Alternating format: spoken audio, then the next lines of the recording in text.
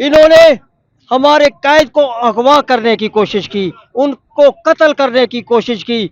जब ऐसी ये कोशिश कर रहे थे तो हम पीटीआई के कारकुन अपने कैद के, अपने चेयरमैन के मुहाफिज बनकर शीशा पलाई हुई दीवार की तरह इन पुलिस वाले गुंडों के, रेंजर वाले बदमाशों के सामने खड़े हो गए कि हम जान तो दे सकते हैं, खान नहीं दे सकते। जब मैंने 3.5 महीने हो गए अपनी जॉब छोड़ी, खान साहब की हिफाजत के लिए ये पार्टी के कारकुन मैदान में थे, तो मैंने सोचा कि मैं पीछे क्यों रह जाऊं, मरना तो आखिर है, आज नहीं तो कल मरना है। कि इसको मुसल्लत किसने किया था जाल हक को इस मुल्क पर? ये तो आया था, कुरान पर हल्फ लेकर आया था कि 90 दिनों के अंदर अंदर आज़ादाना मुनसिफाना इंतखाबात करा के फौज अपनी बैरकों में चली जाएगी। लेकिन ये मुनाफिक शख्स ने कुरान पर लिया हुआ हल्फ भी तोड़ा।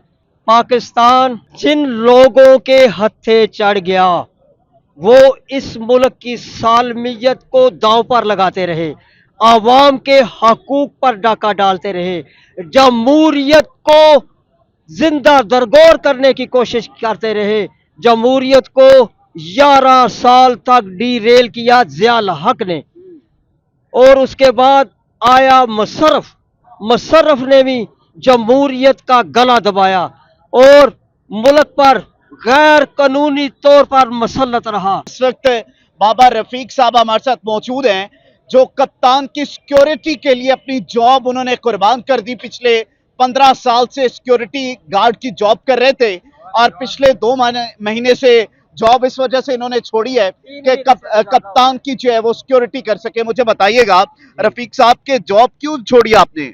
देखिए, हालात ही ऐसे बन गए थे कि ये पीडीएम वाले जो गैर कानूनी तरीके से चोर दरवाजे से आए हैं, करप्शन के दरवाजे से आए हैं, किसी मसलहत के तहत आए हैं, तो जब इलेक्शन की बात हम करते थे कि आओ इलेक्शन करवाओ ताकि मुल्क में एक मजबूत और मुस्तहकम हुकूमत बने जो आवाम की और मुल्क की बेहतरी के लिए काम करे, तो ये आगे फिर गुंडागर्दी पर, बदमाशी पर उतर आए। इन्होंने हमारे कैद को अगवा करने की कोशिश की, उनको कत्ल करने की कोशिश की। जब ऐसी ये कोशिश कर रहे थे तो हम पीटीआई के कारकुन अपने कैद के, अपने चेयरमैन के मुहाफिज बनकर शीशा पलाई हुई दीवार की तरह इन पुलिस वाले गुंडों के, रेंजर वाले बदमाशों के सामने खड़े हो गए कि हम जान तो दे सकते हैं, खान नहीं दे सकते। तो हमने ऐसा कर दिखाया। अब भी हम चाहते हैं कि तुमने जितने जुल्म कर लिए, जो भी करना था कर लिया। अब रफीक साहब मुझे बताइएगा कि घर का चूल्हा भी जलना बहुत जरूरी है। आप सिक्योरिटी गार्ड की जॉब करते थे, आपको पता है कि जिस तरीके से इम्पोर्टेड सरकार जब से आई है तो महंगाई का तूफान बर्पा हो गया। एक जो चूल्हा आपका जल रहा था, आपने जॉब छोड़कर वो चूल्हा भी बंद हो गया, तो गुजर बसर कैसे हो रहा है? देखिए, मेरा एक बेटा है, शादीशुदा है और फैमिली वाला है। कुछ ना कुछ खर्चा जो वो घर पर चला रहा है। तो रोटी का वादा तो अल्लाह ने किया ना कोई अल्लाह ने हमारा सवाब बनाया है। तो चलो, जिधर हम 2 रोटी खाते थे उधर 1 खा लेते हैं, कोई बात नहीं। लेकिन ये मौजूदा हुकूमत तो आई थी कि हम महंगाई खत्म कर देंगे, तो आपने रोटियां क्यों कम कर दी? ये तो महंगाई खत्म कर रही थी। देखिए, जब मैंने 3.5 महीने हो गए अपनी जॉब छोड़ी, खान साहब की हिफाजत के लिए ये पार्टी के कारकुन मैदान में थे, तो मैंने सोचा कि मैं पीछे क्यों रह जाऊं, मरना तो आखिर है, आज नहीं तो कल मरना है।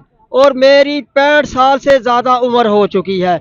मैंने बेटियों की शादी कर ली है, मैंने बेटों की शादी कर ली है, एक बेटी रह गई है सिर्फ जिसकी शादी करनी है। इंशाअल्लाह ये जो हालात हैं बेहतर हो जाएंगे तो फिर मैं दोबारा अपनी जॉब पर चले जाऊंगा।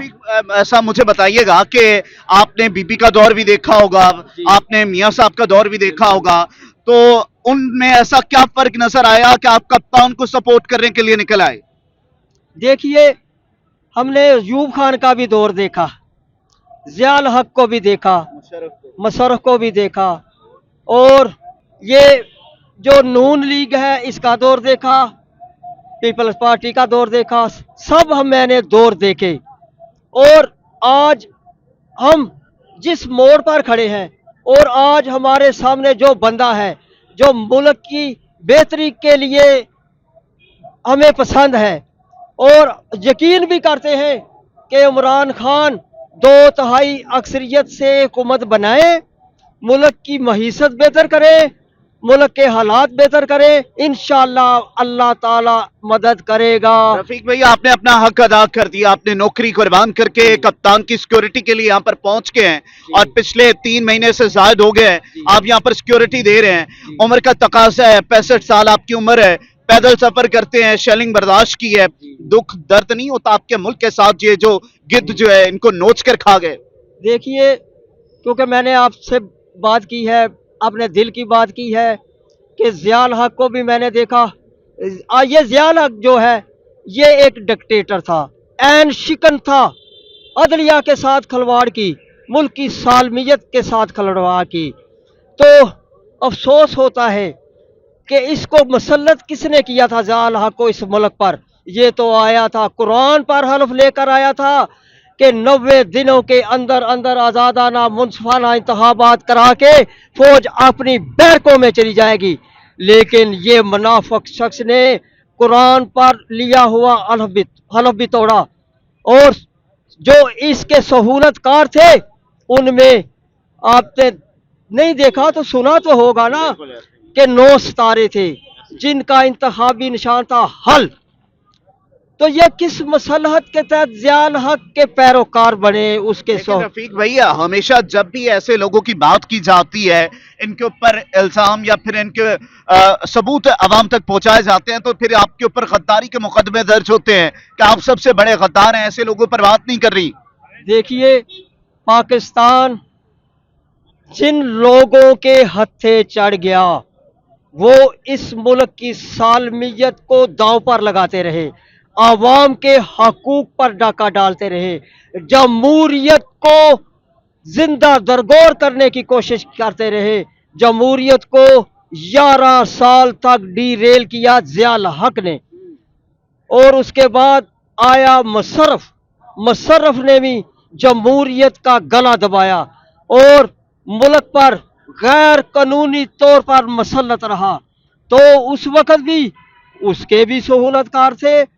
ज़ियाउल हक जालिम था, जजीद नमा वो इंसान था। तो उस वक़्त के 14वीं सदी के उलमा उसके खौफ से कि कहीं जेल में ना डाल दे, कहीं हमें कोड़े ना मरवा दे, कहीं हमें फांसी पर ना लटका दे, तो वो क्या कहते, डर के मारे क्या कहते। आप लोगों ने वो खौफ के बुत तोड़ दिए हैं? हमने तोड़े हैं, लेकिन मैं उनकी बात बताना जरूरी समझता हूँ।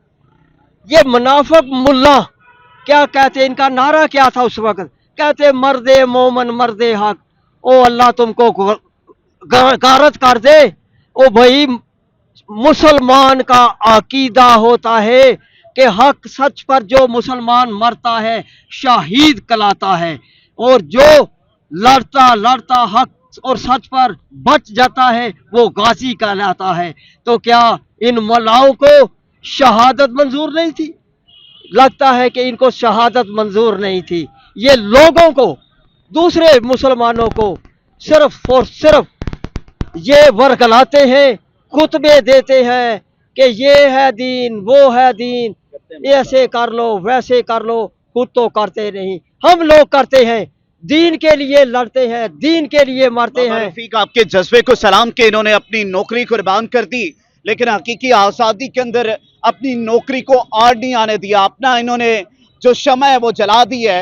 एक सिक्योरिटी गार्ड की जॉब करने वाला रफीक बाबा पिछले 3 माह से कप्तान की सिक्योरिटी पर मामूर है। कप्तान या कप्तान के टाइगर्स इसे 1 रुपया नहीं देते, लेकिन हकीकी आज़ादी का जज्बा इनको खींच कर लाया है और ये यहाँ पर पहुंचे हैं और कप्तान की सिक्योरिटी के लिए मामूर है। उनका एक ही पैगाम है कि ज़िया का दौर देख लिया, मुशर्रफ का दौर देख लिया, لیکن یہ جو ڈکٹیٹرشپ پیسٹ ہے ملک کا بیڑا غرق کیا ہے، اور آگے آنے والے جو حالات ہیں وہ کپتان کی جو سالمیت ہے اس کو دیکھ رہے ہیں، اور کپتان کے نظریے کے پیچھے کھڑے ہو کر اس بات کا ثبوت دے رہے ہیں کہ کپتان جب تک رہے گا ملک پاکستان سلامت رہے گا۔